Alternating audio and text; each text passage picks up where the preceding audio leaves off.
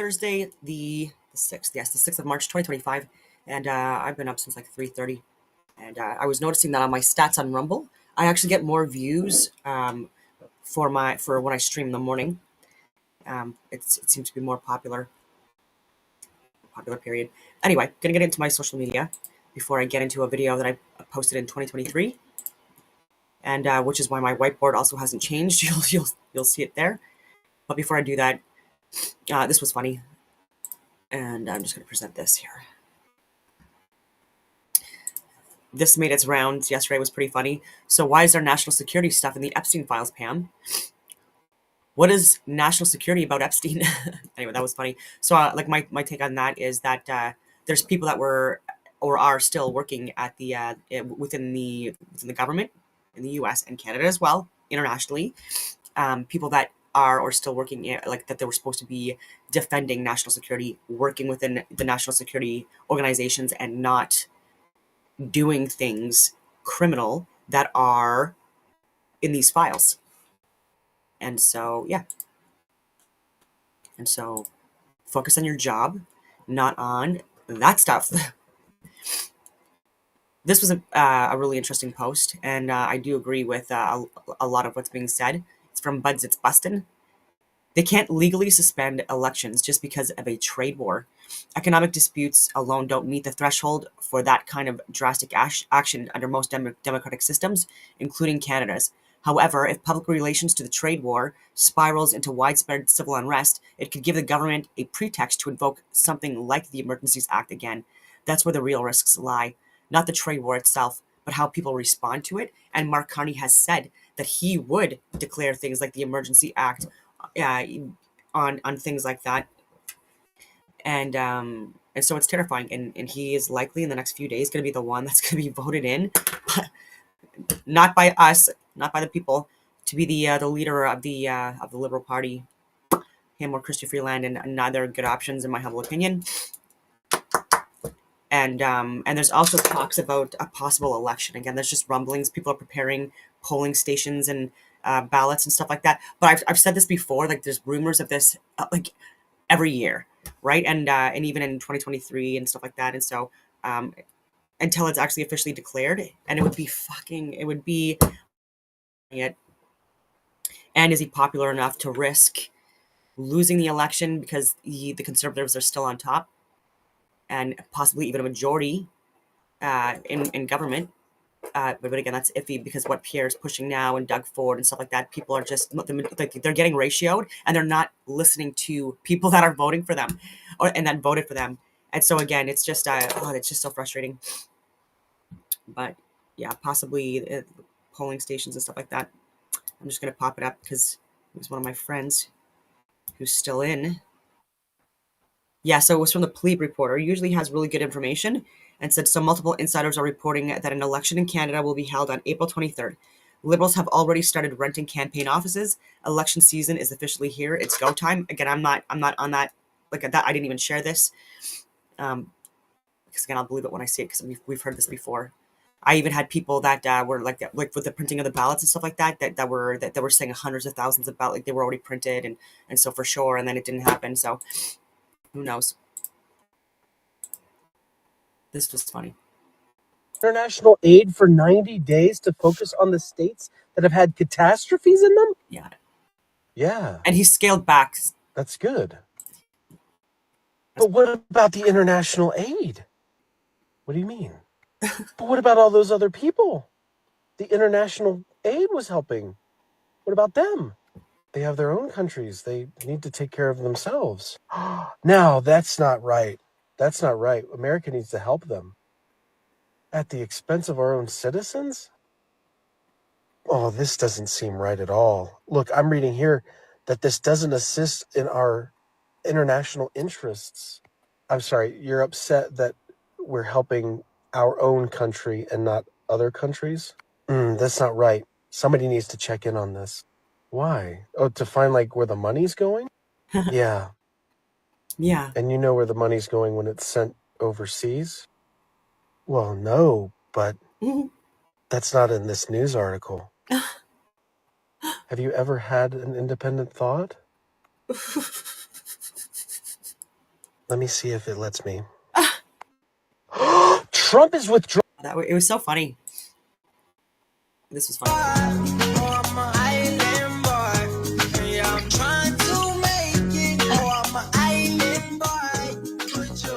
Bill Gates, Bill Clinton, the Bills, obviously AI generated, hilarious. Yeah, it's gonna be a longer video because I'm gonna be sharing an older video just for street cred. There's so many podcasters out there, especially in the truther community, and in order to become unique, you have to be like more accurate and make detailed assessments before anyone else does, right, within the community, or try to. And so I was listening to, I haven't watched the whole thing. I'm going to definitely watch it. But the Ian Carroll being on Joe Rogan, oh my God, I was so happy for that. And from what I've watched so far, it looked like it's such a fun podcast. And so I am excited. I'm going to watch the whole thing.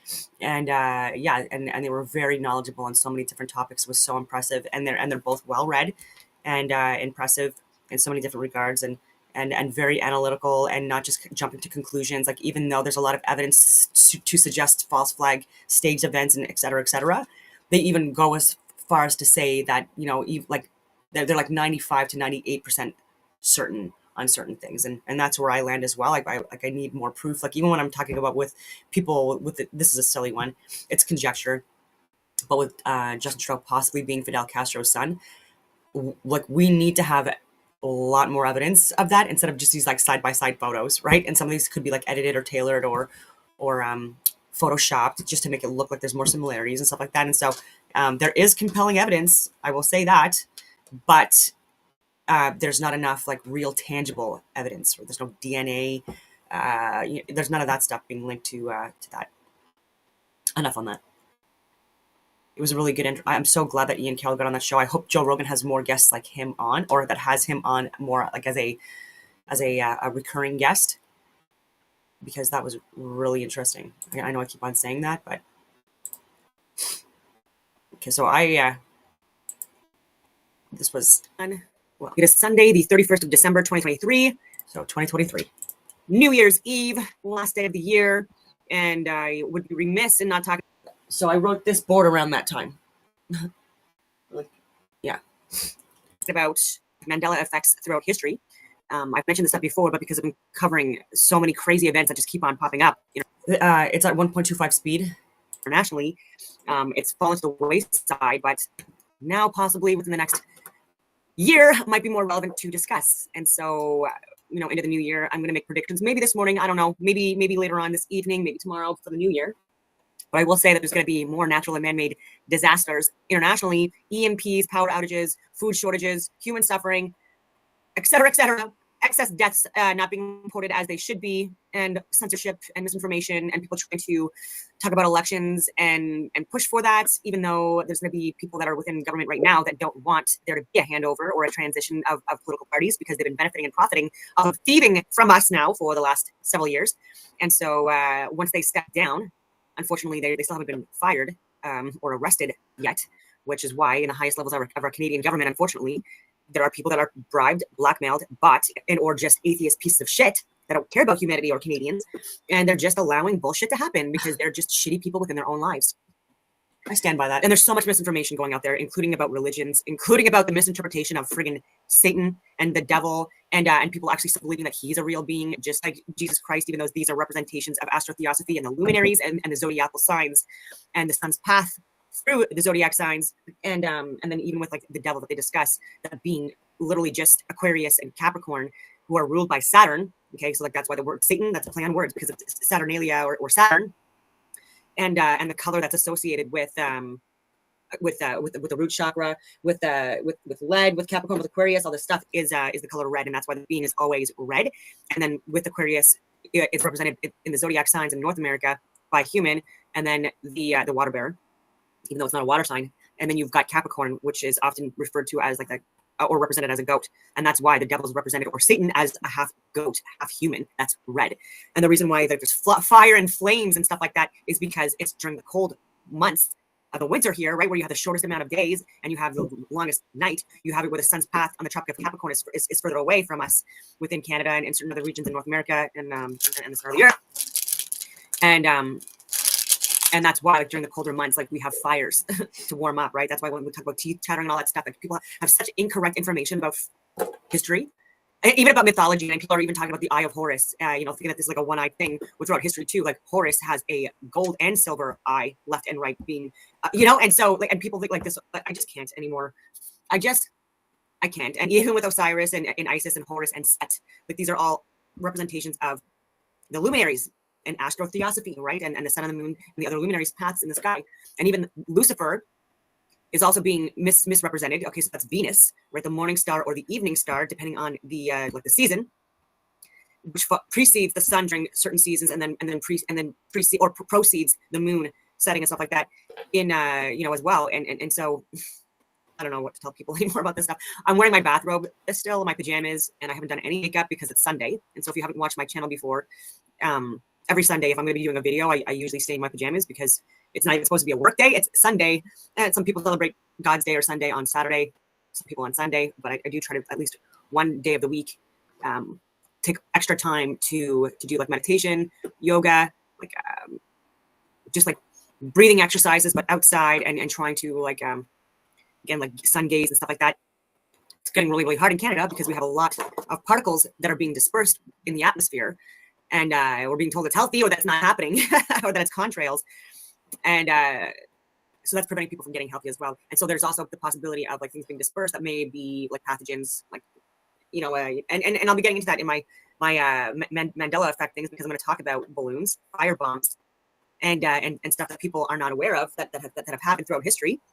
And that we're not being told about. I was going to go on this first for something, but I don't know why. I will present to you. Oh, no, that's what I was going to talk about. Oh, my goodness. So one of my friends, I asked him to submit an access to information request for the military.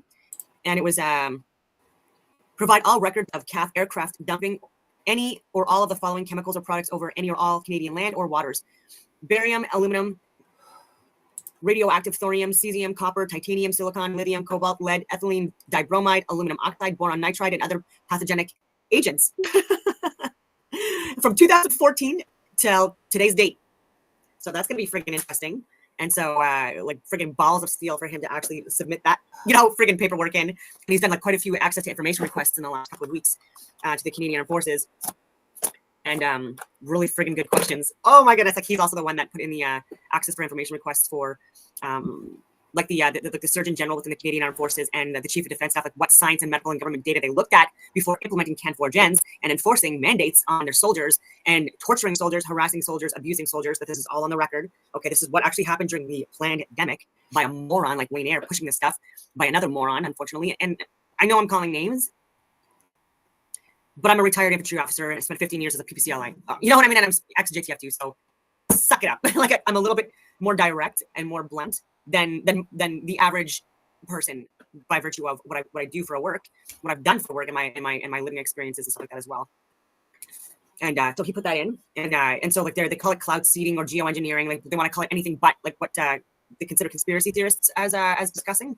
And I'm not a conspiracy theorist, like I've said. Like I always want to look at facts, okay? And if I'm wrong in things, I will absolutely correct myself, and I try to do better in the future. And I do get a lot of my information too from people that are international, in like the Five Eyes community, in people working in all levels of Canadian government, international government, and or retired, and all walks of life and stuff like that. Doctors, lawyers, nurses, paramedics, and so like I feel like there's an obligation also for me to share this information. And there are people that are risking their lives, and people do go missing and or suicided, just like Janet Osabard, follow the Cabal series, and she shared a lot of really good information to people, and they're alleging that she killed herself on the 16th of November of this year after 16th of November she knows the game. To how like, and I have shared some of her stuff too. Yeah. So even at Janet, like even like that was like when I posted that, it was like a month and a half before that she allegedly killed herself, and it didn't come out right away. Okay, so today we're going over 15. Okay, so what I'm going to do here is because I do talk through it, I did find the original video for this specific one, and so I'm going to share that and run it without so much of my commentary.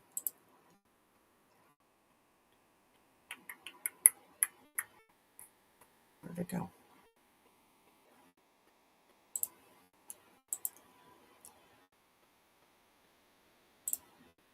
+15 history Mandela effects. Topics include Al Capone, the Statue of Liberty, Nikola Tesla, World War II, my favorite Mandela effect of all time, and so much more.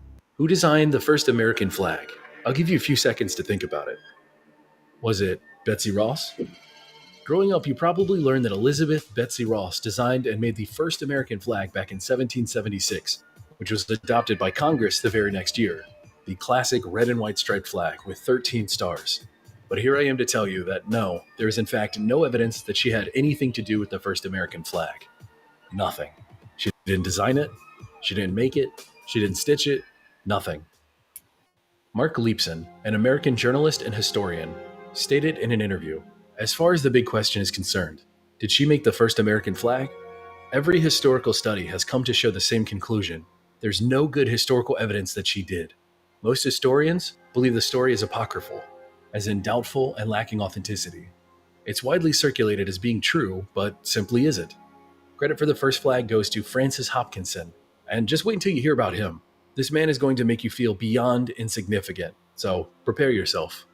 Francis Hopkinson was an American founding father, a college graduate, a lawyer, a jurist, an author and poet, a composer, a delegate of New Jersey. He designed continental paper money, as well as early flags for the Navy and the United States. Talk about accomplished. So what do you think? Is this the history you remember, or has something changed? If you found this interesting, get ready. I've got so many more historical Mandela effects to go. Let's get into them. Al Capone, also known by the nickname Scarface, is one of America's most famous gangsters back during the Prohibition era. This rich and powerful, as he called himself, was also the boss of the Chicago Outfit, aka the Chicago Mob. Al Capone reigned supreme for 7 long years before the US government finally took him down. It wasn't for his crimes of extortion, murder, robbery, or bootlegging that took him down. It was tax evasion. In 1931, Al Capone was convicted and sentenced to 11 years in prison, but he was only imprisoned for 8 years. Here is where the Mandela effect comes in. What happened to Al Capone? It's a widely known fact today that when he entered prison, he had syphilis, which remained untreated for the vast majority of his stay. By the end of his life, he was actually diagnosed as having the mental age of a 12-year-old. So tell me, where did Al Capone die? Was it in Alcatraz prison, or was it in his home in Florida? I am one of the many people who were taught that Al Capone had died in prison. Well, it turns out, after 8 years of incarceration, he was paroled in 1939, and he actually lived on for 8 more years after his prison sentence. What did you remember? And get this, Al Capone spent his last years of his life at his mansion in Palm Island, Florida, spending time with his wife and grandchildren. Then, because of complications of syphilis, he eventually suffered, yet survived a stroke, but then not long after, he died of cardiac arrest. This timeline is drastically different than the one that I remember learning about and studying growing up. So what about you? Do you remember Al Capone dying in prison, or dying 8 years later surrounded by his family and loved ones? Here is a World War II Mandela effect. What many of us remember is that the only attack on American soil by the Japanese during World War II was Pearl Harbor. As of now, that isn't the only attack. They also dropped at least 1,000 bombs all over the western half of the United States. The Japanese launched, from 1944 to 1945, over 9,300 fire balloons into the sky to be carried by the Pacific winds over to the United States of America. These were called Fugo balloons and were also known as fire balloons. Online, there are thousands of accounts of people not remembering this at all, even from people living within the states affected by the bombs. Does this sound familiar to you? These hydrogen balloons carried anti-personnel bombs, incendiary bombs, and incendiary devices. The goal was to create a cheap way of attacking American cities, forests, and farmlands, and cause the US military to focus on the home front instead of the Pacific front that at that time they were waging against Japan. Jet streams carried these bombs all over the western part of America, and even in Mexico and Canada, there were reports of seeing these bombs. Weird that so many of us don't ever remember learning about this event. After 30 to 60 hours, the balloon bombs would reach the western coast. Around 1,000 landed, and out of all of the balloons that landed or exploded, only one achieved its awful goal. On May 5th, 1945, 6 lives were lost after finding and playing with a large balloon found in the woods near Bly, Oregon. These 6 deaths were the only enemy-inflicted casualties on the US mainland during World War II. Have any of you heard of this before? Read about it in a history book? Seen a documentary on it? Let me know in the comments below. I can't be the only one. The massive ancient pyramids of Egypt, some of the greatest wonders left in the world, known worldwide for their vast size, striking design, intricate construction, immense complexity, and overall wonder. The pyramids of Giza have inspired countless minds. When one thinks of the Great Pyramids, what else comes to mind? Ancient gods, pharaohs, hieroglyphics, and especially mummies. As mainstream Egyptologists and archaeologists understand the pyramids now, they claim that the pyramids were massive tombs to house great pharaohs after death. But what if I were to tell you that within the Great Pyramids of the Giza Pyramid Complex, no mummies or mummified pharaohs have ever been found? That's right, not a single ancient body has ever been discovered inside the pyramids. In fact, all of the mummies, sarcophagi, and pharaohs ever discovered have been found in locations near the pyramids, but never inside them. Places such as the Valley of the Kings, hidden royal tombs, and cemeteries located all around the pyramids. The belief that pyramids were tombs are largely based on speculation with no hard evidence or bodies to support that claim. For example, one of the most well-known pharaohs was the young Tutankhamun, also known as King Tut. Where was his sarcophagus discovered? In the Valley of the Kings. So what about Tutankhamun's father, Akhenaten? Where was he buried? Well, which archaeological site he's buried in is still debated to this day, but it's either the royal tomb of Akhenaten in Umarna or the Valley of the Kings. Well, what about Ramses II, also known as Ramses the Great, or Osmandius in Greek? Where was he buried? The East, Valley of the Kings.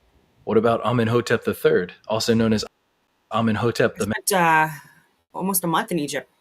Magnificent? Well, you guessed it, the Valley of the Kings, this time in the Western Valley. So many famous pharaohs, and now I just wanted to confirm with people before I'm going to carry on with that. I'm going to stop with the commentary, but I wanted to share conversations with ChatGPT just to, again, it's not the most perfect platform to verify anything. It's going off of what was put inside its content. It's software. Anyway, just going to scroll up.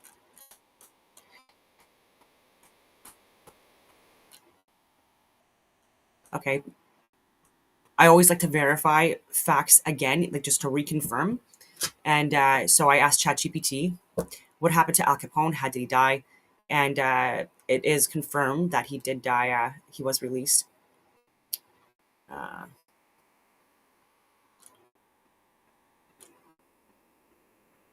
Al Capone died on January 25th, 1947, at the age of 48 from complications related to stroke and pneumonia. He had been living in his Palm Island estate in Florida and passed away after years of battling his illness. Yeah, after serving about 7 years of his sentence due to his declining health, he was released from prison in 1939. And so he died in 1947, right? So it all matches up. So then they were talking about, maybe he'll get into this actually, firebombs, World War II, Japan, West America. Leadership under General Curtis Lee May. The U.S. dropped incendiary. So they get into the American firebombings in Japan, but Japanese firebombing of the West. Japan also conducted firebombing raids, though these were mostly focused on China and later on American-held territories like the Philippines. The raids were less extensive than the American bombing campaigns, but they were still devastating. The most well-known attack on U.S. soil by Japan was the firebombing of Pearl Harbor, which, though not using traditional firebombs, was a significant and devastating bombing raid in 1941. However, the scale of Japan's firebombing efforts was nowhere near what the U.S. did to Japan during the later years of the war. Again, there's information in here.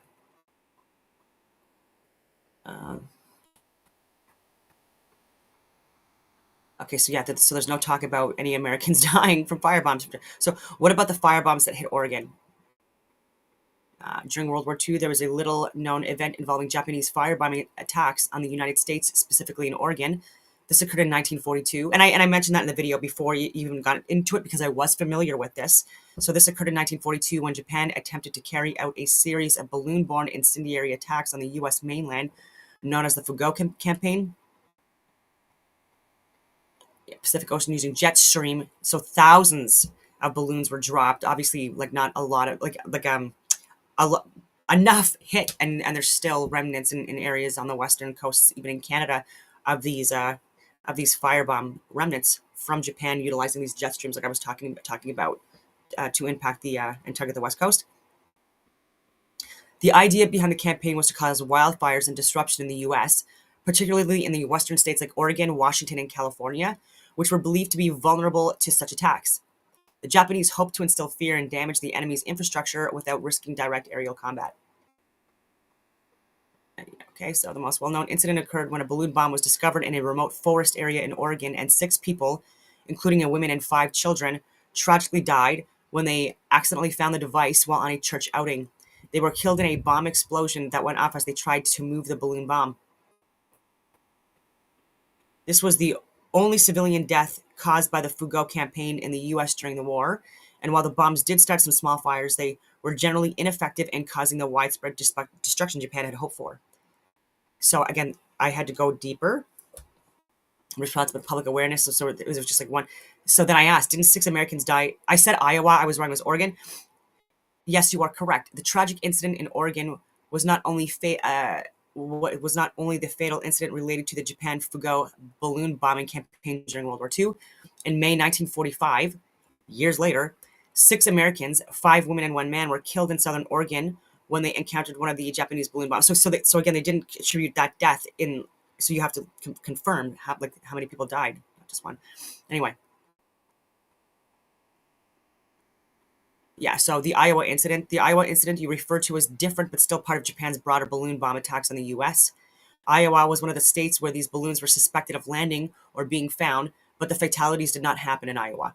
The Oregon deaths were the only recorded fatalities resulting from the Foucault bombs. Iowa incident, casualties from Foucault bombs, additional information. Anyway, so it goes on from there. So then, and then he'll get more into this, but I'm just showing you that, like, do your own research. Don't even look at my research. Definitely don't just look at ChatGPT. I'm just showing you another another reference point. So oil tanker explosion off the coast of North Carolina, World War II, Germany. During World War II, a significant oil tanker explosion occurred off the coast of North Carolina in 1942, which was part of Germany's unrestricted submarine warfare campaign against Allied shipping. The incident was related to German U-boats attacking American merchant ships and oil tankers in the Atlantic Ocean. So it goes on from there, but again, I'm just showing you that don't just look at a documentary on YouTube and without stopping and pausing it and verifying for yourself. And even in videos where there's a lot of good factual information, there are often times where there's incorrect information also within. And so it's unfair to make this person lose credibility when, like, they're doing a lot of great work and research, and so they might be wrong in like one little thing, but don't throw the baby out with the bathwater, like I keep on saying. Not a single one of them were ever laid to rest in the Great Pyramids of Giza. I find that not just fascinating, but absolutely astonishing. Not a single body, not a single mummy, not a single pharaoh, nothing. Up next is one of the earliest examples of a Mandela effect, but also one of the most compelling. What Mandela effect am I talking about? The 35th President of the United States, John Fitzgerald Kennedy, or better known today as JFK. On November 22nd, 1963, tragedy struck when JFK was assassinated while riding in his motorcade in Dallas, Texas. Now, this awful day isn't in dispute. This actually happened, obviously. But what is in dispute are the details surrounding it. Some claim that the footage was originally in black and white, but now it's in color. Others claim it originally didn't have sound, but now it does. But the biggest Mandela effect surrounding that day is the car JFK was riding in. It was an open-top 1961 Lincoln Continental 4-door convertible. What a mouthful. Now here's my question. On that fateful day, how many people were sitting in the car? Was it 4 people or was it 6 people? The correct answer is now 6 people. The famous Zapruder film now shows a total of 6 people riding in the Lincoln Continental instead of the 4 that so many people seem to remember. So where do you stand on this? Here is some interesting leftover residue arguing the case for 4 people. There are multiple museums across America with replica cars from that day, and they only have 4 seats. I've been to one of these museum displays myself, and it's a really weird detail to miss out on, that you rebuilt an exact replica of that car, but you have 4 seats instead of 6. I'm supposed to assume that everyone overlooked that small detail of an extra row of seats? Huh. Numerous books out there detailing the mystery surrounding JFK's death also make the mistake of saying the car only had 4 passengers. Even classic movies regarding the death of JFK make the same mistake. So is it all a mistake? Was no one paying attention at any point of production over the past 60 years? I think the biggest and most damning detail surrounding this historical Mandela effect. I've showed the Zapruder films.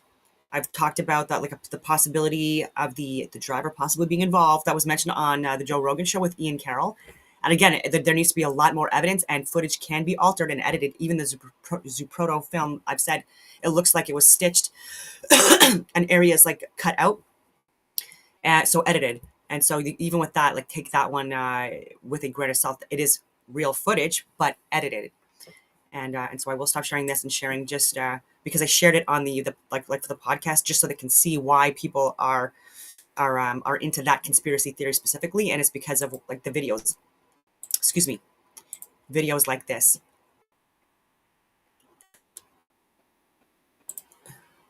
Disregard the title, and so I was just looking for it, just like a good one where you can get like a better view.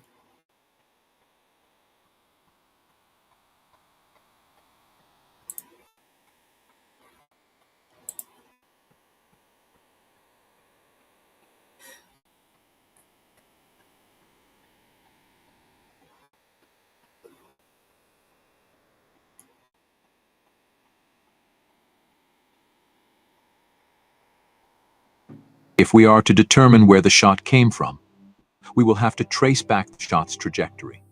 By using the front entrance wound and the rear exit wound described by the medical professionals, we can find the path through the skull.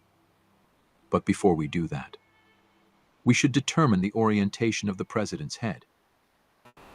In this photo, we can see Jacqueline Kennedy clutching her husband's forearm while he is grasping at his throat. We can see his lips and forehead are facing the left front corner of the car, and his head is also tilted slightly down. The approximate frame from the Zapruder film which this relates to is 254. Now take a look at this diagram from the documentary What the Doctors Saw. We see a line in red that traces the trajectory of the bullet. With this line we can determine where the bullet originated from, by simply extending it from left to right. It was slightly above the ear and forward of the ear, just barely in the hairline. I thought he was shot from the front because entrance wounds are small and exit wounds are large. Originated from the front. From here through.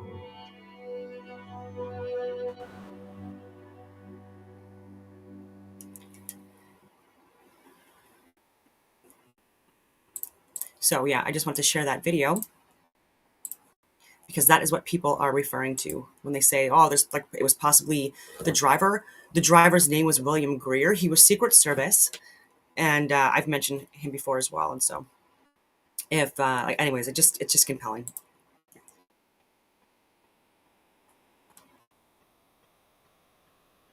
Where is this?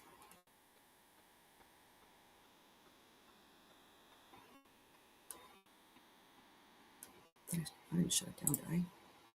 No, Jesus. Why is this not coming up? Here we go.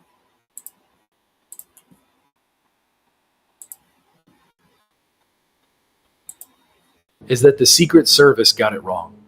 In the investigative reenactment film made of the assassination by the Secret Service, they utilized a 4-person version of the car. How on earth could such a monumentally important aspect of the recreation be recreated incorrectly? Well, I'll let you decide. To this day, this one still has people confused. The date is August 2nd, 1980. Today is the date of the Bologna massacre. On this dreadful morning, a time bomb placed inside of an unattended suitcase was left in the waiting room at the Bologna Centrale railway station. When it went off, over 200 people were injured and over 85 people died. The blast collapsed the roof of the waiting room, destroyed most of the main buildings, and even hit a train waiting nearby for boarding. The station that day was filled with tourists and Italians seeking refuge from the blazing summer heat. This attack is known as the worst atrocity in Italy since World War II. Now, I bring up this awful tragedy because there is a fascinating Mandela effect attached to it. Fascinating enough, it could be its own Mandela effect mystery, like the video series that I have. But for now, we're just going to discuss it in this video. There is a giant clock on the wall of the Bologna station that stopped working at the exact moment of the attack. On the clock, it reads 10:25 a.m. Now here is where things get weird. Was the clock left at 10:25 a.m. in remembrance of this tragedy, or was it repaired right away? Thousands of people have gone on record as remembering the clock being left at 10:25 a.m. permanently. Newspapers talked about this and even photographs were taken. But now it turns out that it was repaired right away. And for 15 years, the clock worked perfectly. In 1995, when it finally broke again, the clock was permanently set to 10:25 a.m. in remembrance of what had happened prior. So here's where things get weirder. An unbelievable number of people remember this clock being stopped all of those 15 years. So many, in fact, that scientific investigations were done to get to the bottom of this massive case of misremembering. This is one of the earliest modern examples of the Mandela effect. So early, in fact, that the term Mandela effect had not yet even been coined. The study showed that 92% of participants believed the clock had been broken the whole time. Not as in fixed right away, left on for 15 years, then stopped, but actually broken since 1980. 92%. Now, another 79% of participants claim to have personally seen the clock set to 10:25 a.m. And get this, that's 79%. That includes all 21 railway employees, an utterly staggering statistic. So if you know this case, what do you remember? Is this all a massive case of misremembering? Did everyone simply not pay attention for 15 years? Or has the Mandela effect struck again? What started as a bright and sunny morning turned to tragedy in an instant and continued to get worse as the day went on. But strangely enough, we aren't talking about the obvious details regarding that horrible day. We're actually talking about a concurrent event that will hopefully confuse and bewilder some of you. Did you know on September 11th, 2001, New York City was supposed to get hit by a massive hurricane named Hurricane Aaron? Here's one of the reported images of this hurricane from back then, and as you can see, it's massive. Does any of this sound familiar? Do any of you remember hearing about a hurricane about to hit New York City on the same day that the towers went down? It had been heading on an impossibly straight line for New York City for 4 to 5 days. The closest it got to landfall was the coast of New York. Supposedly, Hurricane Aaron's size was comparable to Hurricane Katrina, and its power was comparable to Hurricane Sandy. Country kids on this Tuesday, the night of the Latin Grammys. Sunny skies down through Texas, all the way from the bottom of Texas to the top of North Dakota. Little rain to the right of North Dakota. Parts of North Dakota may see a little rain. To the west of the country, no problem. To the east in the country, no problems except down in Florida, little rain. Other than that, it's kind of quiet around the country. We like quiet. It's quiet. It's too quiet. That's a quick look at the Nashville forecast. Here's an early look at your weather.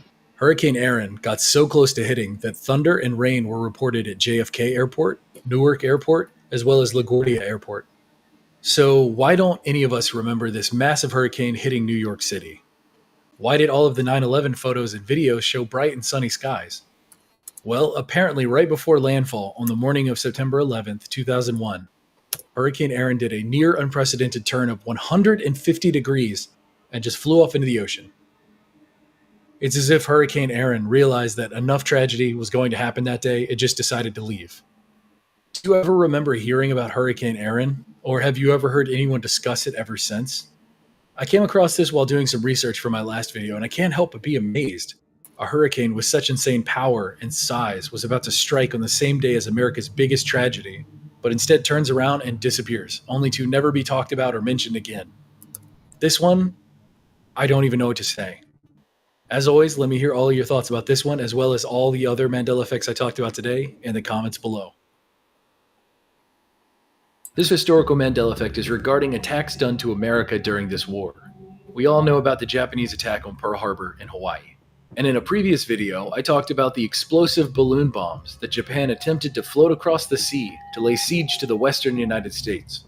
Well, today we're talking about attacks on the eastern coast of the United States during World War II. Specifically German attacks that resulted in the death of over 5,000 Americans. Here's my question for you. Did 5,000 Americans die on the East Coast during World War II? Yes or no? The answer now is an unfortunate yes. 5,000 Americans. Do you remember learning about what I'm talking about, or is your brain blanking on this one? Well, you aren't alone. Apparently, they blew up over 400 American ships, which resulted in the death of over 5,000 Americans. We're talking Nazi submarines off the coast. Before we get into that, I'm going to share some information regarding Hurricane Erin. I haven't seen this specific footage before, and again, take it with a grain of salt. It is mainstream media reporting.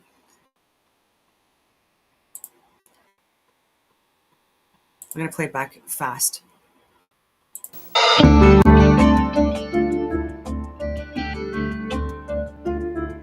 Tonight we begin a News 12 special series, Remembering 9/11. With the 10th anniversary approaching, we're going to take a look back at the terror attacks that changed America forever. Let's see what they say. Now, you may not be aware, a hurricane was forecast for New York that fateful day, a storm that could have conceivably changed history. News 12 meteorologist Joe Rayo is here with Remembering 9/11. Joe. Well, absolutely, Brian. You know, the weather has played a crucial role in many historical events, from D-Day to the explosion of the Space Shuttle Challenger.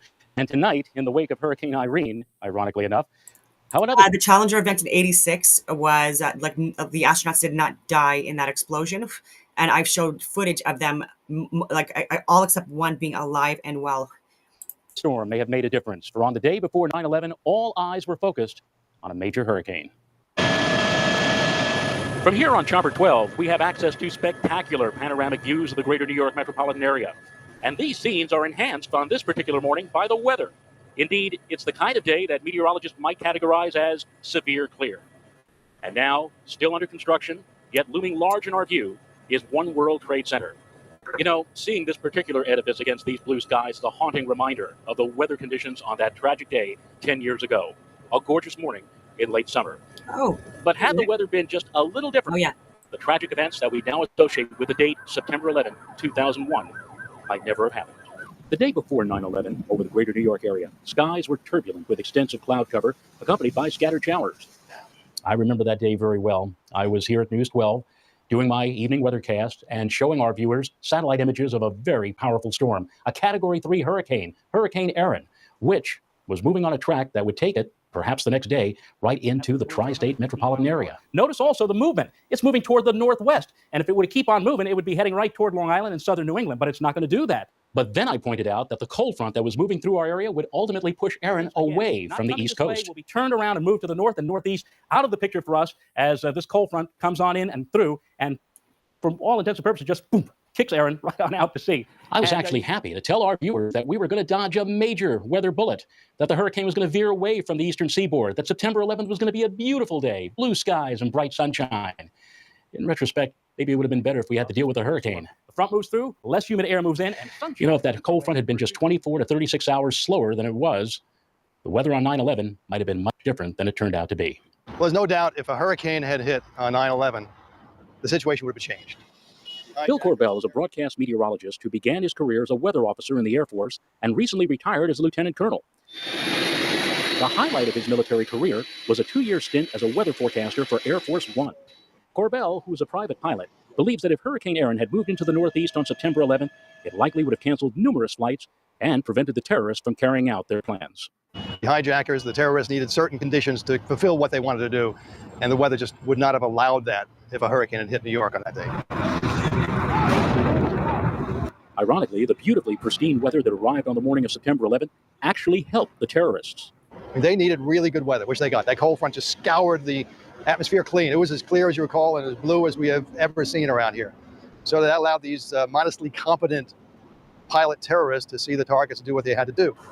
If it had not been September 11th, it might have been some other date then that the terrorists would have chosen. But one thing that we are certain of, if Hurricane Erin had continued on its northwesterly course into the northeastern states and the tri-state metropolitan area, the tragic events that have been burned into our collective memories and associated with the date September 11th might never have happened. It would have been the storm that possibly could have changed history. Joe Rayo, News 12. Yeah, so, you know, there is good media reporting out there as well. It's just that it's gotten so much more corrupted, unfortunately. And people like Rachel Maddow, actually, I'll get into that because maybe it is good for me to. Why isn't it letting me share? What's going on? It's frozen.